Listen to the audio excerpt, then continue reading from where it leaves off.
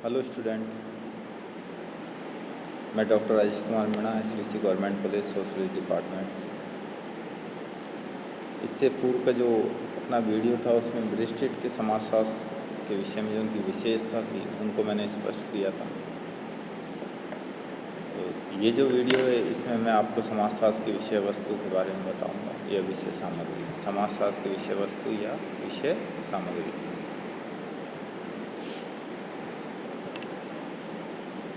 विषय क्षेत्र, समाजशास्त्र का विषय क्षेत्र और समाजशास्त्र की विषय वस्तु, सब्जेक्ट मैटर,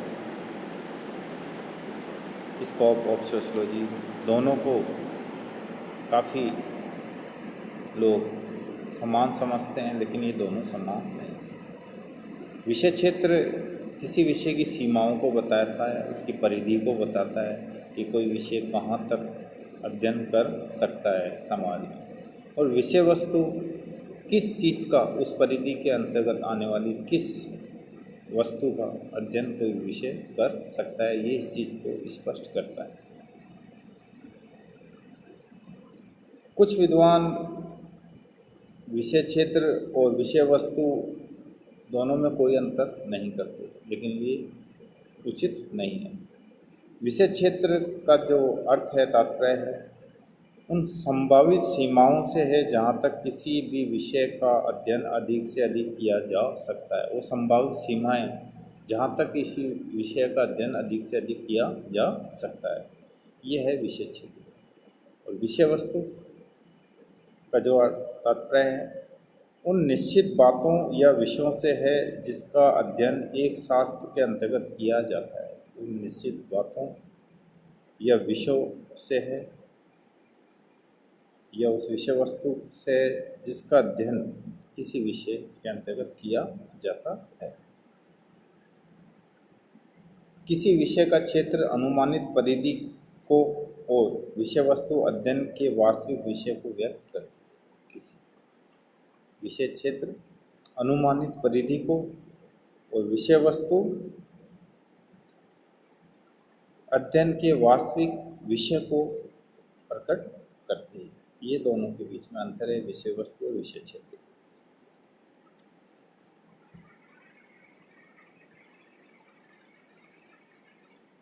अब हम समाजशास्त्रीय इंप्लस उनके अनुसार समाजशास्त्र का जो विषय वस्तु है,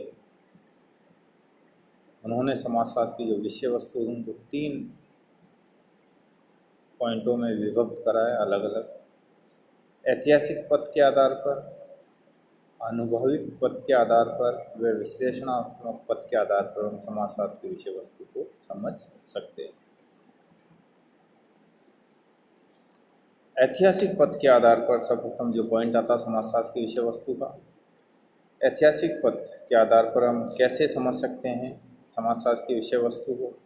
इन्होंने आगमनात्मक पद्धति का सहारा लेते हुए समाजशास्त्र की विषय वस्तु को ज्ञात करने की इन्होंने कोशिश करी थी इंप्लस ने। ऐतिहासिक का मतलब कि समाजशास्त्र की जो विषय वस्तु है, या जैसे उदाहरण के रूप में समाजशास्त्र की जो विषय वस्तु है वो सामाजिक क्रियाएं हैं, सामाजिक संस्थाएं हैं, सामाजिक समितियां हैं, सामाजिक प्रतिमान है।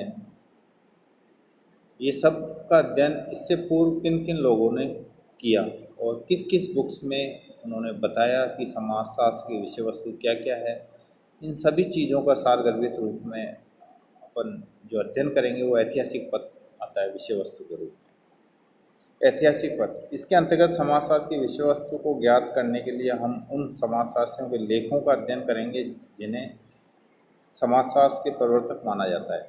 समाजशास्त्र के प्रवर्तक जैसे इमानुएल दुर्खिम हो गया, मैक्स वेबर हो गया, हर्बर्ट स्पेंसर हो गया। ये सारे जो समाजशास्त्री हैं, इन्होंने कौन कौन सी बुक्सें इन्होंने लिखी है और उसमें किस किस समाजशास्त्र के विषय क्षेत्र को इन्होंने रखा है, इन चीज़ों का हम अध्ययन करेंगे।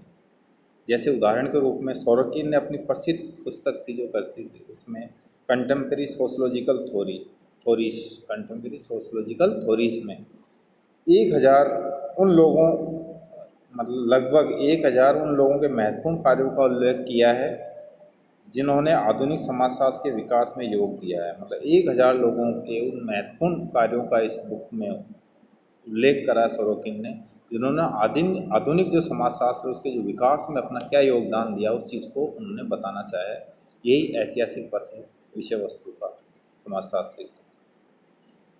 और भी इन्होंने जैसे उदाहरण दिए, Howard Becker, Harry Elmer Barnes ने अपनी कृति social thought from law to science में के 2 ग्रंथों में लगभग 1178 पृष्ठों में लमसम इतिहास का उल्लेख करा है, जो आधुनिक समाज के विकास, आधुनिक जो समाजशास्त्र के विकास में 4 समाजशास्त्री है, जैसे अगस्त काम्टे हुए, हर्बर्ट स्पेंसर हुए, दुर्खीम हुआ, मैक्स वेबर के नामों का उल्लेख किया है और उनका क्या योगदान रहा समाजशास्त्र में, इस चीज़ को स्पष्ट करने की उन्होंने कोशिश की। अगर हम यद्यपि इन सभी समाजशास्त्रियों ने समाजशास्त्र की विषय वस्तु की अलग अलग व्याख्या की है, फिर भी उनमें कुछ समानताएं पाई जाती है। जैसे अगस्त काम्टे ने समाजशास्त्र की विषय वस्तु अलग बताई है, हर्बर्ट स्पेंसर ने अलग बताई है, जैसे माइल दुर्खीम ने सामाजिक तथ्यों की व्याख्या करी है, मैक्स वेबर ने सामाजिक क्रिया के रूप में समाजशास्त्र की विषय वस्तु बताई है। लेकिन इनमें सब में समानता है, इनकी जो विषय वस्तु इन्होंने बताई है उन सभी में समानता है।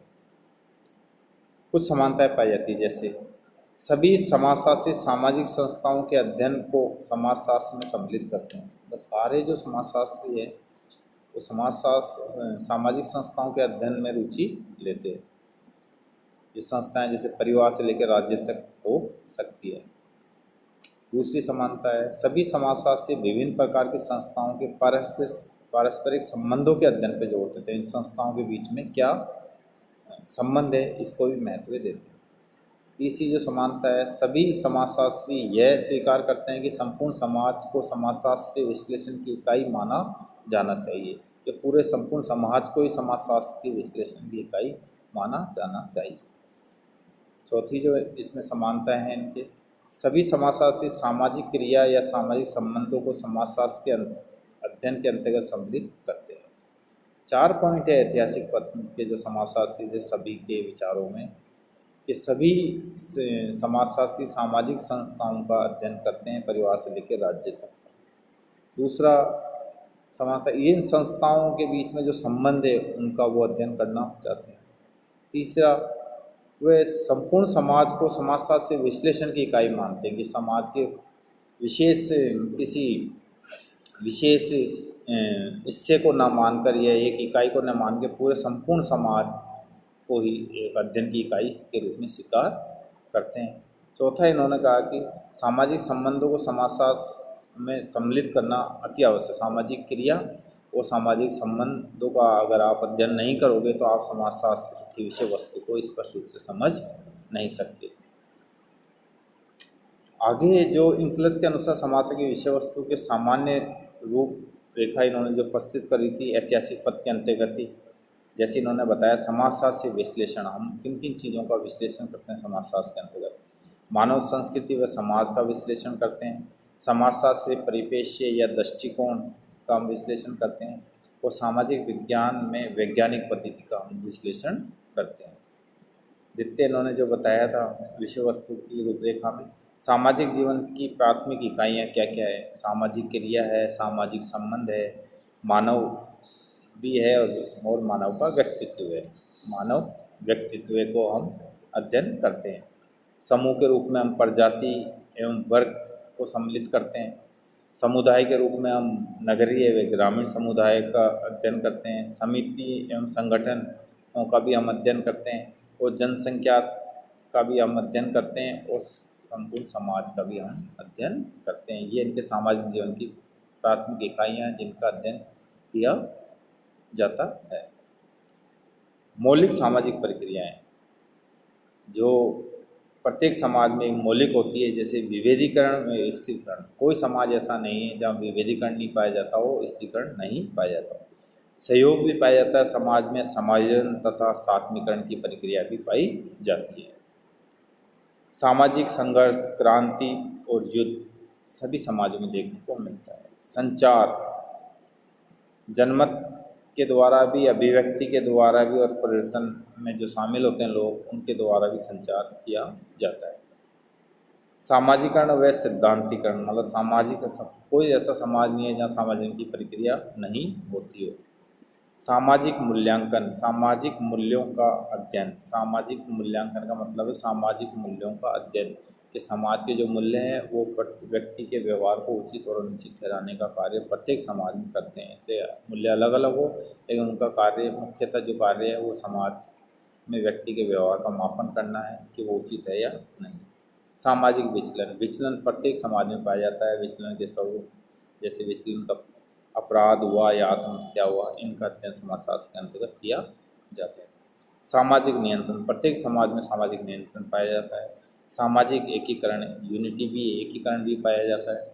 और सामाजिक परिवर्तन, कोई ऐसा समाज नहीं है जो स्थिर हो। समाज की मुख्य विशेषता है कि समाज एक परिवर्तनशील व्यवस्था है। ये ऐतिहासिक पद है। ऐतिहासिक पद के अंदर मोटे रूप में हम ये कहना चाहेंगे कि ऐतिहासिक पद के अंतर्गत हम समाजशास्त्र की विषय वस्तु, उन विषय वस्तुओं का अध्ययन करते हैं जो पूर्व के जो समाजशास्त्री है, मुख्य समाजशास्त्री, जैसे अगस्त काम्टे हुआ, रॉबर्ट स्पेंसर हुआ, दुर्कीम हुआ, मैक्स वेबर हुआ इत्यादि और भी है जिन्होंने समाजशास्त्र की विषय वस्तु को स्पष्ट करा। उन चीज़ों का हम अध्ययन ऐतिहासिक पद के अंतर्गत करते हैं। उसके बाद आता है अनुभविक पद। अनुभवी पद, इसके अंतर्गत हम यह जानने का प्रयत्न करते हैं कि आजकल के समाजशास्त्री किस प्रकार की समस्या का अध्ययन कर रहे हैं। अनुभव पद के अंतर्गत कि वर्तमान के जो समाजशास्त्री वो किस प्रकार की समस्या का अध्ययन कर रहे हैं, उनकी अध्ययन पद्धति क्या है, उनके अध्ययन का मेथड क्या है, और वे किन विषयों से संबंधित हैं। मतलब इसे जानने के लिए हमारे पास 3 स्रोत है कि हम इन कैसे अध्ययन कर सकते हैं अनुभवी पद के द्वारा की विषय वस्तु क्या है, कि वर्तमान के समाजशास्त्री किन विषय वस्तुओं का अध्ययन कर रहे हैं, किस पद्धति का वो प्रयोग कर रहे हैं। ये ज्ञात करने के लिए हमारे पास 3 बिंदु हैं जिनके आधार पर हम ये ज्ञात कर सकते हैं अनुभवी पद के माध्यम से। प्रथम है समाजशास्त्र की विभिन्न पुस्तकों में दी गई विषय सूची को ज्ञात करना, कि हमें समाजशास्त्र की जो विभिन्न पुस्तकें हैं उनकी विषय सूची का अध्ययन करना चाहिए। समाजशास्त्री समाजशास्त्र की किस उपशाखा से अपना संबंध जोड़ते हैं, इस चीज़ का हमें अध्ययन करना चाहिए। उनके द्वारा किया शोध कार्य तथा समाजशास्त्रीय बैठकों, पत्र पत्रिकाओं एवं पुस्तकों में उनके द्वारा प्रस्तुत किए गए लेख व प्रतिवेदनों का अध्ययन करना चाहिए। यह अनुभवी पद के अंतर्गत हम करते हैं और जिससे कि हमें समाजशास्त्र की विषय वस्तु स्पष्ट होती है।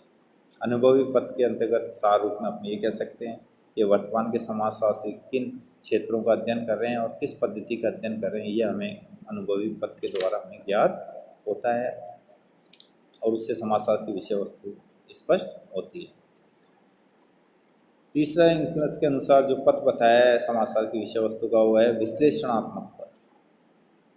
विश्लेषणात्मक पद हमें यह तर्क दे सकते हैं कि समाजशास्त्र में विश्लेषण पद के अंतर्गत हम ये तर्क दे सकते हैं कि न तो समाजशास्त्र की नींव डालने वालों ने और न ही वर्तमान में समाजशास्त्रियों जो कर रहे हैं वे समाजशास्त्र की विषय वस्तु निर्धारण का उचित तरीका नहीं है। विश्लेषणात्मक पद कहते हैं कि ना तो पूर्व के जो समाजशास्त्री थे जिन्होंने समाजशास्त्र की नींव डाली, उनका भी जो तरीका था वो उचित नहीं था, और वर्तमान में जो समाजशास्त्र के लिए कार्य कर रहे हैं उनका भी जो तरीका है वो भी उचित नहीं है। इसका निर्धारण तो तार्किक विश्लेषण के आधार पर किया जाना चाहिए कि उनके द्वारा जो विषय वस्तु दी गई है वो उचित है या नहीं है, और वर्तमान में जो समाजशास्त्रियों के द्वारा भी जो विषय वस्तु दी गई है वो उचित है या नहीं है। इस चीज़ का निर्धारण तार्किक विश्लेषण के आधार पर किया जाना चाहिए। प्रत्येक मानव विज्ञान की शाखा की अपनी विषय वस्तुएं हैं। प्रत्येक कोई विषय ऐसा नहीं है कि जिसकी अपनी विषय वस्तु नहीं है। जैसे राजनीति शास्त्र की विषय वस्तु के अंतर्गत सत्ता, शक्ति, अधिकार, सरकार आदि का अध्ययन किया जाता है, और समाजशास्त्र भी कुछ मूर्त एवं विशिष्ट विषय वस्तु होनी चाहिए समाजशास्त्र की, जिसका अध्ययन अन्य विज्ञानों में नहीं किया जाता है। वो प्रमुख जैसे संस्थाएं हुई, सामाजिक उत्पादन और सामाजिक क्रियाएं, वे क्षेत्र हैं जिन पर कोई अन्य विज्ञान दावा नहीं कर सकता। इनमें से प्रत्येक विषय पर समाजशास्त्र में शोध कार्य एवं सिद्धांत निर्माण का कार्य हुआ है। इस प्रकार से समाजशास्त्र को सामाजिक विज्ञान से बचे हुए विषयों का अध्ययन करना चाहिए। कुछ लोग कह सकते हैं कि तब तो समाजशास्त्र कोई विशिष्ट विषय नहीं होगा और ये कई विषयों का एक झमेला हो जाएगा जिसमें वे सभी विषय आ जाएंगे जो पृथक विज्ञान की शाखा बनने में असमर्थ रहेंगे। विश्लेषणात्मक पद में जो विषय वस्तु को स्पष्ट किया गया है, ये कहते हैं कि जो पहले जो सिद्धांत दिए वो भी कोई उचित नहीं थे और आधुनिक समय में जो सिद्धांत दिए वो भी कोई उचित नहीं है। हमें समाजशास्त्र की ऐसी विषय वस्तु का चुनाव करना चाहिए जो अन्य विज्ञान में अभी तक नहीं हुआ, तभी हम इस विषय को एक अलग शाखा के रूप में अपनी पहचान दिला सकते हैं और इसको स्पष्ट कर सकते हैं। इंक्लस ने जो समाजशास्त्र की जो विषय वस्तु को तीन इन्होंने भागों में बांटा है।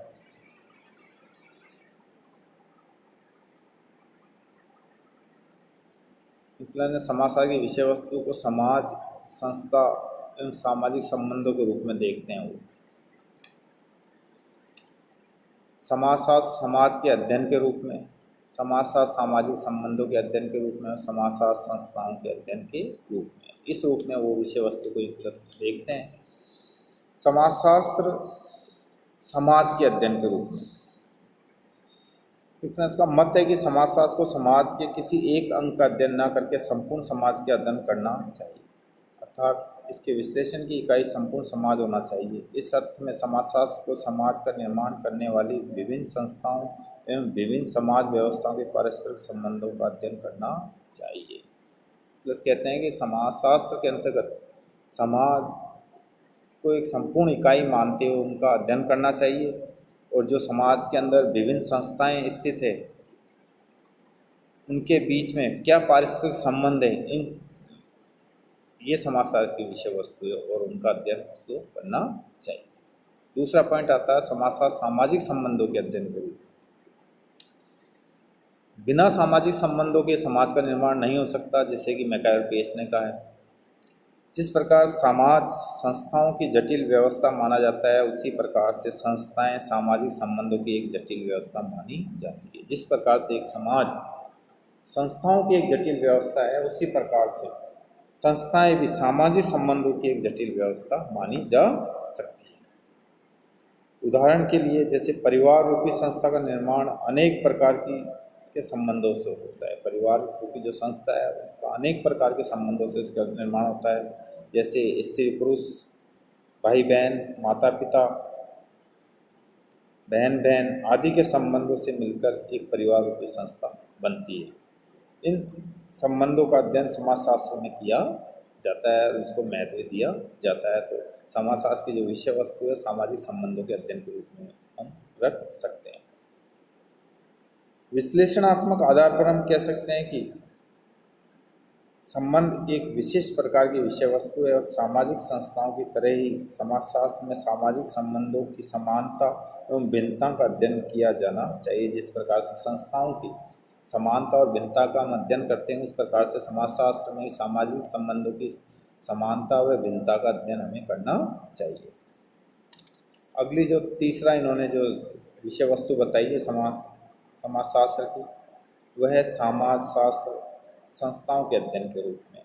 हम संस्थाओं को भी समाजशास्त्र की विषय वस्तु मान सकते हैं। समाज, संस्था, संबंध, संस्थाओं को विषय में समाजशास्त्र की अध्ययन वस्तु सामाजिक संबंध ही है। यह बात प्राचीन समय से एवं सर्वमान्य रूप से स्वीकार की गई है। लेकिन क्योंकि सामाजिक संबंधी समाज की निर्णायक इकाई है कि सामाजिक संबंधों से ही समाज का निर्माण होता है। यह तर्क भी दिया जा सकता है कि परिवार, चर्च, स्कूल एवं राजनीतिक दल जैसी संस्थाएं समाजशास्त्र की विशिष्ट विषय वस्तु। हम एक तरफ तो कह सकते हैं कि समाज जो संबंध है वो भी एक विशिष्ट विषय वस्तु है, लेकिन संस्थाएं भी है अपने आप में, वो भी अपने आप में एक विशिष्ट विषय वस्तु है।